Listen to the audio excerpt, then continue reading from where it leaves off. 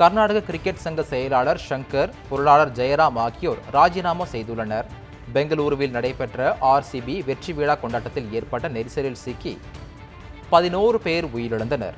பெங்களூர் கூட்ட நெரிசல் உயிரிழப்பு தொடர்பாக ஆர்சிபி அணி நிர்வாகி உள்ளிட்ட 4 பேர் இதுவரை கைது செய்யப்பட்டுள்ளனர். இதை அண்மை செய்தியாக பார்த்துக் கொண்டிருக்கிறோம். இது பற்றிய மேலும் விவரங்களை வழங்குவதற்காக எமது கர்நாடக செய்தியாளர் ராஜேந்திரன் இணைப்பில் இருக்கிறார். ராஜேந்திரன் வணக்கம். இது பற்றிய முழு விவரங்களை பதிவு பண்ணுங்க. வணக்கம் மார்சல்.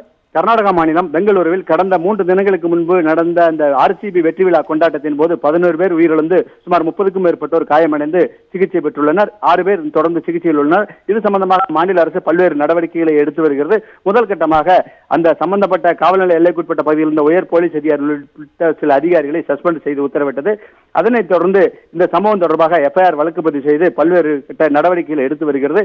இந்த நிலையில் தான் இன்றைய தினம் அந்த கிரிக்கெட் சங்கத்தின் KSCAயின் செயலாளர் இருந்த சங்கர் மற்றும் ஜெயராம் ஆகிய இருவர் அதாவது பொருளாளர்னு சொல்லலாம், ஜெயராம், மற்றொரு தலைவரான இவர் செயலாளர் என்ற பொருளாளர் மற்றும் இருவர், அதாவது சங்கர் மற்றும் ஜெயராம் ஆகிய இருவரும் தங்கள் சில காரணங்களை கூறி ராஜினாமா கடிதத்தை கொடுத்துள்ளனர்.